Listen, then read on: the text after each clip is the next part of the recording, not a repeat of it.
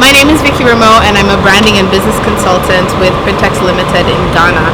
Today we organized an event called Brunch and Style which brought together local design talent, fashion designers who are based in Accra, Ghana, to talk about possible co-branding opportunities, how we can use them and they can use us to kind of advance their business. So one of the things we talked about is our 2013 campaign, which is basically going to be a partnership with designers. They're going to design dresses. If they use our prints, we're going to put them on the billboards and it's going to have Printex's name on it as well as the designers. I think for my brand, it will mean that in general people would get an education on how fashion designers work. So it helps us, the designers, to reach the normal people, try and make them understand that this is about a design label, about branding, and then for us also to obviously be out there on the billboards. Your logo, it's there, people know it was designed by you, and even if there are copies out there, they'll straight away realize that, oh, that's not the real thing, so it's good. It's what I've been fighting for all along, so it's come at the right time.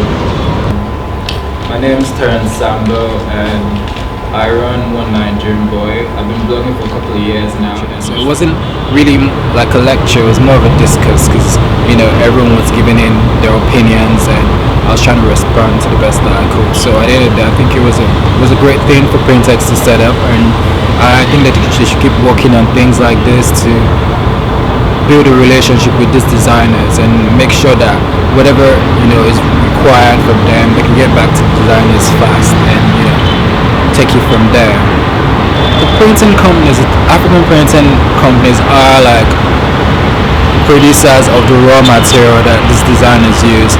They're not just printing for themselves, they're printing stuff that hopefully they want the designers to use. So they don't want to be printing in isolation.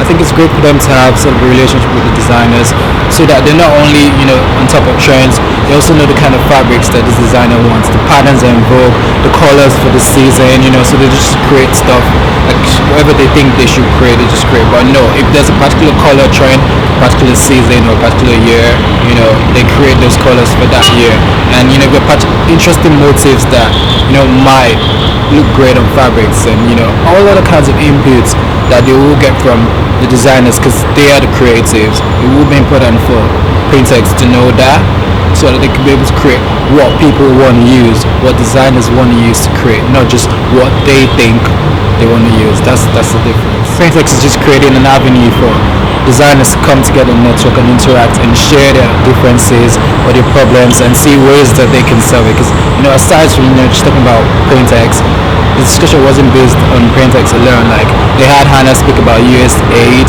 and how they help designers to deal with important things like costing and branding and how, because at the end of the day it's a business, not just fashion design. The business side of it needs to be interested. So designers would have left here with contacts or how to get in contact with USAID and benefit from their schemes and ways that they can help to push their brand forward and get distribution in the US and in other parts of the world as well. So I think the Printex should continue doing stuff like this, maybe once every 2 months or once every month or whatever, and just give it different things. But the main idea is to get a discussion up, and keep it going. They can continue this through social media, hashtags on Twitter, questions on Facebook, opinion polls, and that sort of stuff. So that way they keep, they're mingling with the designers and getting quality feedback from them.